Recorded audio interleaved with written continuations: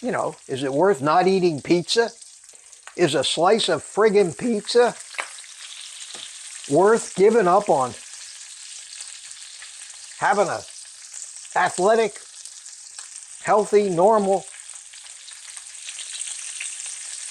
happy life well into your old age instead of going the obese, wheelchair, nursing home, dementia route?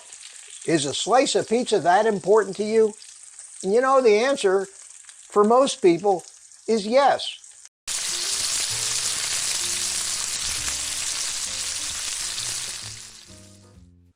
Well, good morning, everybody. It's me, Mitch. And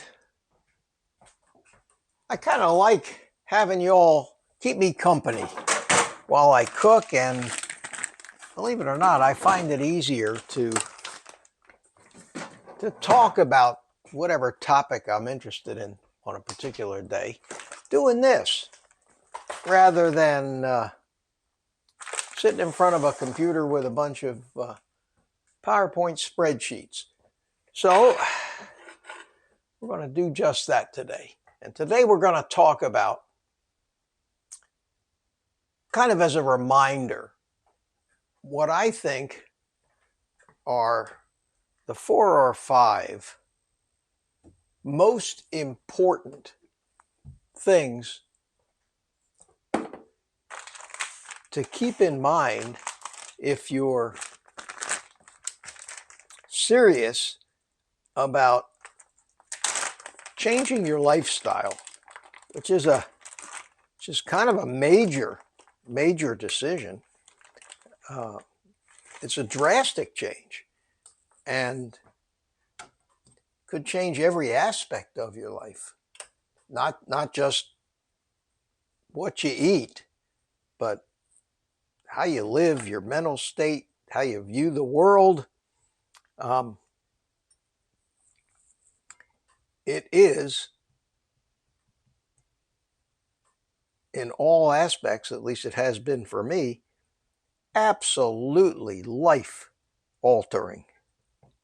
For the better. And there's so much to know. There's so many things that you need to learn, that you need to know. Some of them are small things that maybe make it a little bit easier. Others are absolutely major things that you form the basis and the foundation for all the other things.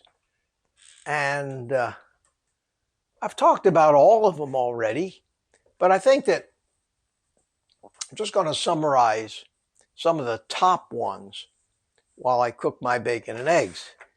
And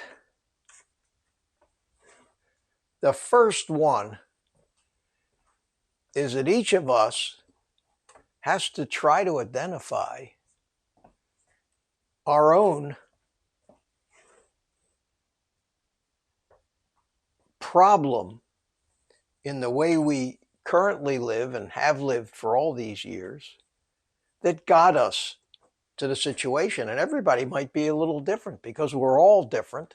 We're all different in our metabolism. We're all different in our habits. We're all different in our living conditions. And all these things affect your life. Are you a loner? Are you a party animal? Are you, do you tend to put on weight easily? Is this a genetic thing, or have you always been in pretty good shape in your life? How about your health? Have you had good health, bad health? Are you currently having any real serious issues about chronic conditions? Your blood tests, the current state of your circulatory system. Everybody asks me in a lot of these comments, what should I do? It's not working for me. It's impossible to know without knowing where you're coming from. And I think that more important that I know where you're coming from is that you know where you're coming from. Where I came from was a lifetime of being in okay shape, most of the time eating mostly low carbs, never having a sugar problem, but always having a weight problem. And so what I do, the way I do it works for me. I've pretty much never had to live with a lot of junk food in the house that I didn't bring in myself when I was cycling in and out of feeding my addiction and not. So I think that the most important thing that you have to get a grip on is the current state of your health, how you got here. Try to find out as much as you can about what problems you're really having. You might have to do this with your doctor. Your doctor may be one of those guys that gets mad at you when you tell him you want to stop eating all the healthy fruits and vegetables. But you gotta know where you are. And that's not easy sometimes, but it is important to know where you are going forward. I think the most important thing about going forward, and the one thing that is the biggest problem that most of us have, and we've never recognized it as such, is that we're addicts. And I've talked about this a lot of times. So, step number one, admit to yourself that if you've ever been on a quote diet, and you've lost weight, and yet you always seem to rebound and you always seem to put it back on again,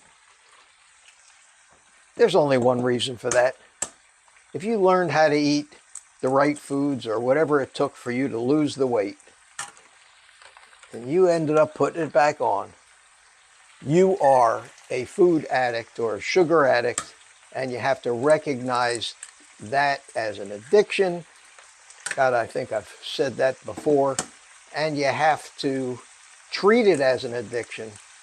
And as if with any other addiction,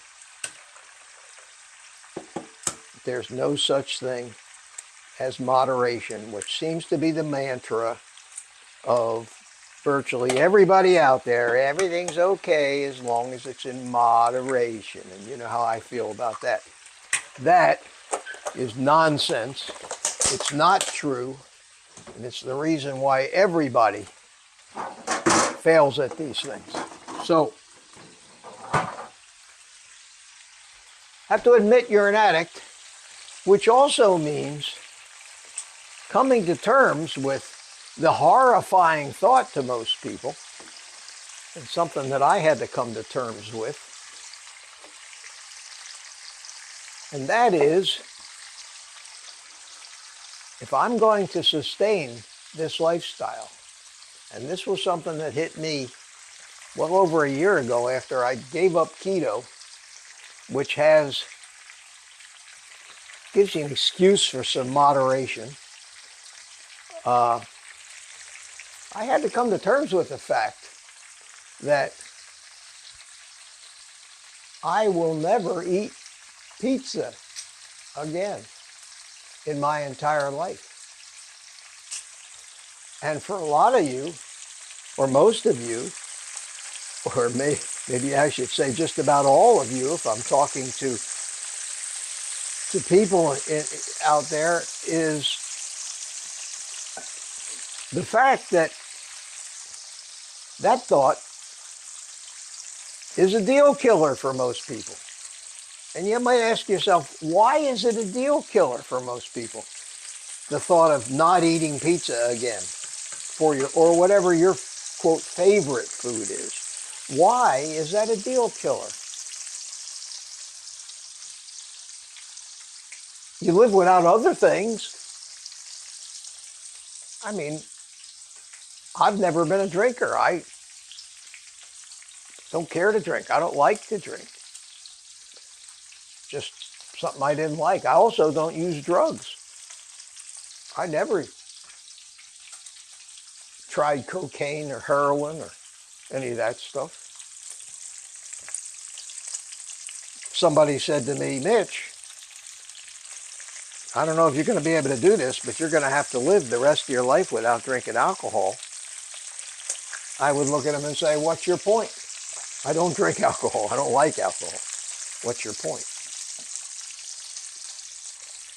So the reason you can't live without sugar is you have become addicted to it because it has become such a part of your life all your life, and it's been sold to you as healthy or in one form or another in the form of fruits and vegetables and healthy whole grains. And forget the candy bars. That's just an extra strong shot of what you're addicted to. So you have to come to terms with that. Excuse me while I beat my eggs.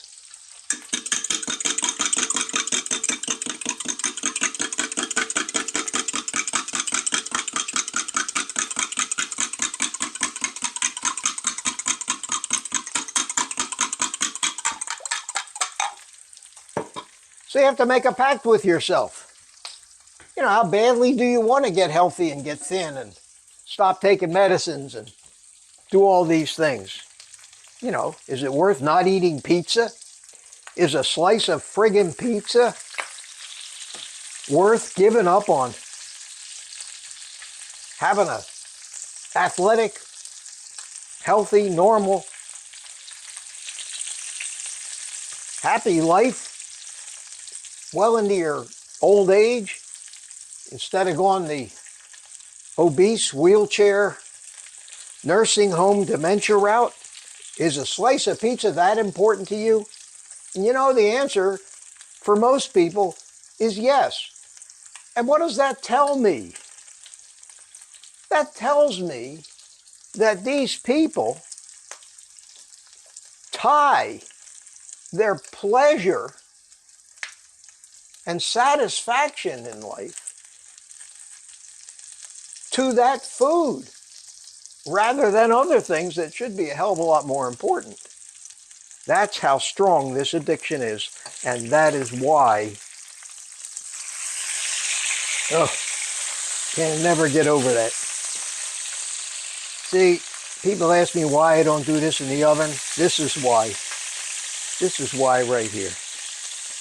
So,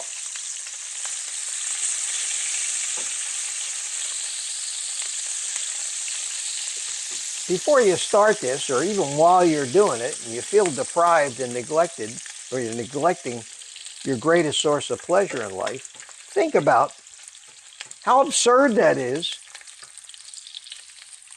to put a 2-minute dopamine rush that you get from eating these foods that your life revolves around, and what you're giving up by not doing what it takes to live without these things.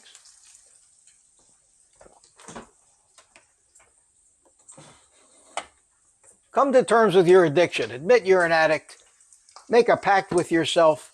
List all the foods that you can't live without. I don't care if you got to write up a contract. If you can't make the decision like an alcoholic, that's why it's so hard to give up alcohol, because we force alcoholics to basically come to terms with the fact they're never going to drink again. Not even a little bit. And they do that, and then they successfully get off alcohol. Some of them. But they never even have a shot to get off alcohol until they actually make that contract with themselves. This thing is getting a little full. I do make a ton of bacon grease. Well, we're just going to have to pour this in here without filtering it. And probably get rid of some of that in there later.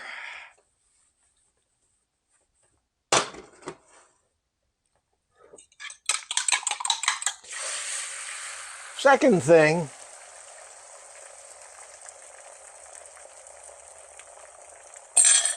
is it's going to be hard for you to do if you don't have support.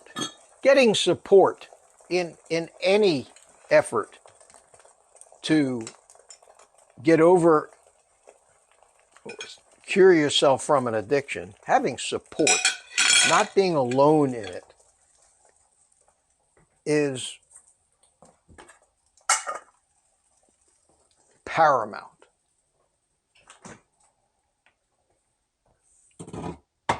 I did it myself with no support. It wasn't easy. It really wasn't easy.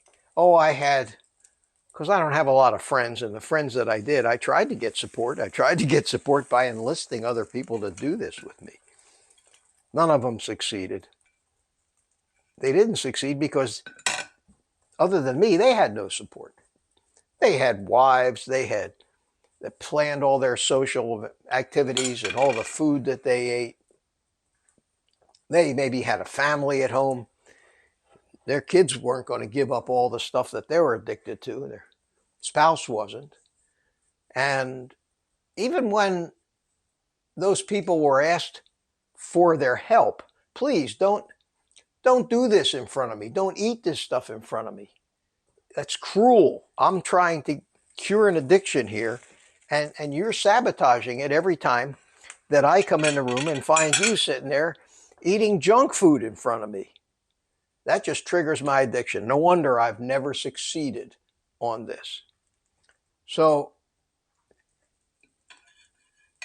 recognize you have an addiction. Let everybody that is in your close sphere, or especially where you live, know that you're an addict. And if they care about you, I mean, this sounds crazy to have to do this, but if they care about you and they love you, they'll help you. They don't need to do it themselves, but they need to help you, and they need to have the consideration and the concern to not do things that trigger your addictions or put you in situations where you're going to fall. You're going to fall off the wagon. And this is hard to do because usually you love these people, they love you, and you don't want them to get angry at you. You don't want to regret that they live with you. So that talk needs to be had. It needs to be had with those in your sphere of influence, to treat you like an alcoholic trying to kick drinking, which means they don't drink in front of you if you're an alcoholic. They don't eat garbage in front of you. They don't go out to a restaurant with you and then when dessert is ordered, and of course you're not going to eat dessert, they don't sit there in front of you and eat cheesecake while you have to wait at the table and watch and smell it and imagine how good it must taste. You can't succeed on this. You cannot. It's impossible. So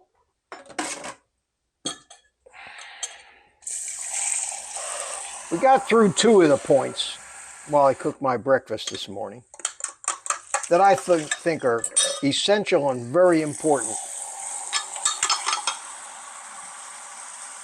to give you a running start, at least, at this.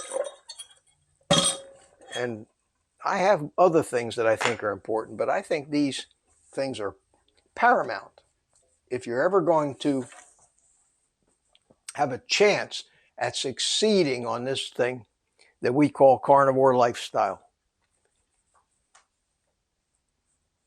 We'll take up where we left off next time. I'm going to eat my breakfast. It's 11 o'clock. And you take the rest of the day off and eat meat.